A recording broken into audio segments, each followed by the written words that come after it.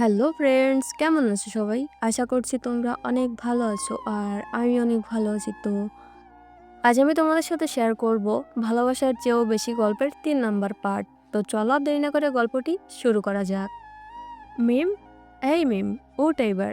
আর কত ঘুমাবি? তোর রেডি হতে যে সময় লাগে, এখন উঠে রেডি হ। ঘুমের মাঝে কথাগুলো কানে আসতেই ঘুম থেকে উঠে তাড়াতাড়ি বসে পড়লাম। আপু, আমি উঠে গেছি, এখন যা, রেডি হয়ে নে। আচ্ছা, কোথায় যাচ্ছি আপু?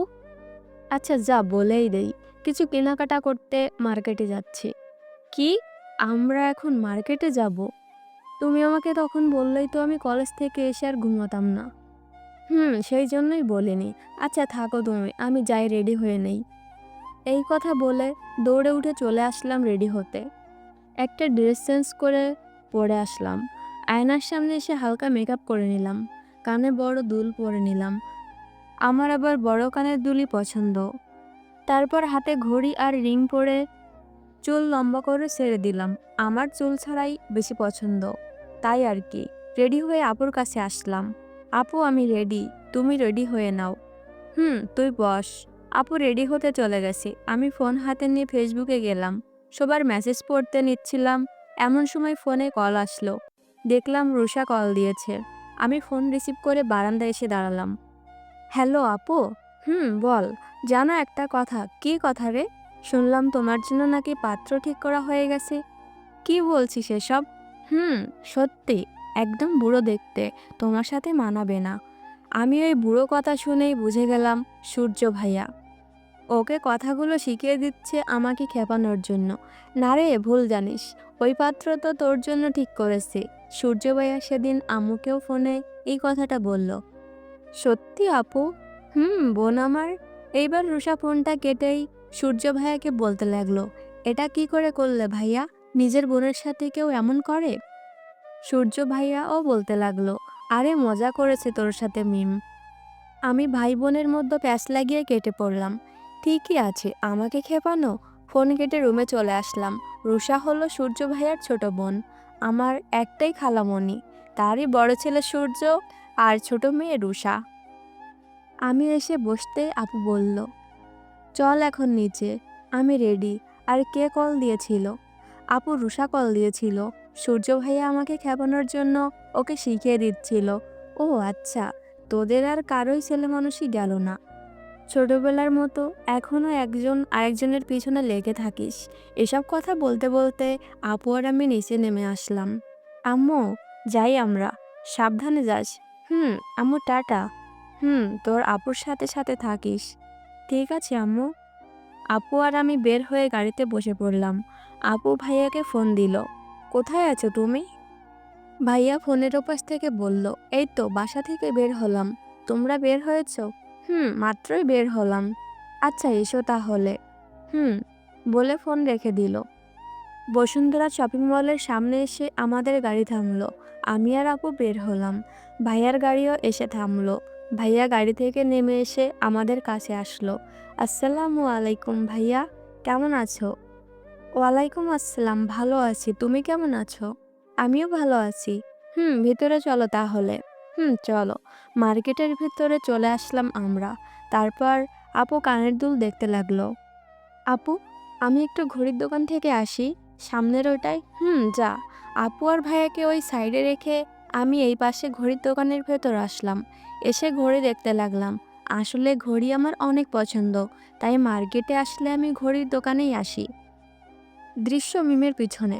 আরিফ অপলক দৃষ্টিতে তাকিয়ে আছে একটা মেয়ের দিকে। মেয়েটার ফেস দেখেনি, পেছন থেকে দেখছে মেয়েটাকে। লম্বা খোলা চুল, দোকানের দিকে ঘুরে ঘড়ি দেখছে আর একটু পর পর হাত দিয়ে চুল পিছনে সরিয়ে দিচ্ছে। বেশ ভালো লাগছে আরিফের কাছে। আরিফের বড় ভাইয়া নিলয় তার সাথেই। আরিফ মার্কেটে এসেছে। তারপর তার ভাইয়া ঘড়ির দোকানে আসলো ঘড়ি কিনতে তাকে নিয়ে। দোকানে এসেই আরিফের চোখ আটকে গেছে একটা মেয়ের দিকে। সেদিকেই দেখছে সে। এতক্ষণ খোঁজার পর একটা মনের মতো ঘড়ি পেলাম। আঙ্কেল, ওই ঘড়িটা প্যাকেট করে দিন। আচ্ছা। তারপর ঘড়ির দামটা দিয়ে পেছনের দিকে ঘুরলাম। আমি অবাক আরিফকে এখানে দেখতে পেয়ে। আরিফ হাঁ করে তাকিয়ে আছে। ও ভাবতেও পারেনি সেই মেয়েটি মিম। মিমকে দেখে স্বাভাবিক হয়ে দাঁড়িয়ে হাসি দিল। আরে তুমি এখানে? হুম, বড় ভাইয়ের সাথে এসেছি। তুমি? আমি আপু আর ভাইয়ের সাথে এসেছি, যার সাথে আপুর বিয়ে ঠিক। ও, কোথায় তারা? ওই যে পিছনে তাকাও, বলে হাত দিয়ে দেখিয়ে দিলাম। ও আচ্ছা। এর মাঝে আরিফের বড় ভাইয়া চলে আসলো। ভাইয়া ও মিম আমার নতুন কলেজ ফ্রেন্ড। মিম সে আমার বড় ভাইয়া নিলয়। ও আচ্ছা। আসসালামু আলাইকুম ভাইয়া। ওয়ালাইকুম আসসালাম, কেমন আছো? জি ভাইয়া ভালো আছি, আপনি কেমন আছেন? জি ভালো। আরিফের সাথে আমাদের বাসায় এসে একদিন। আচ্ছা ভাইয়া, বাই। বাই। তারপর তারা চলে গেল। আমিও আপু আর ভাইয়ার কাছে চলে আসলাম। কি রে, তোর ঘড়ি কেনা হলো? আপু। চল তাহলে, আরও কিছু কিনতে হবে তো। চলো।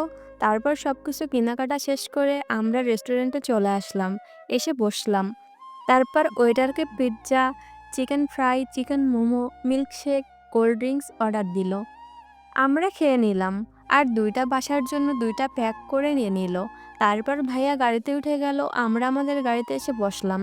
গাড়ি এসে বাসার সামনে থামলো। আপু আর আমি গাড়ি থেকে নেমে বাসার ভেতরে আসলাম। তোরা চলে এসেছিস? আম্মু, অনেক কিছু কিনেছি, চলো দেখবে। আরে আগে ফ্রেশ হয়ে রেস্ট নে, তারপর দেখা যাবে। আচ্ছা, নাও খাবারটা রাখো। দে।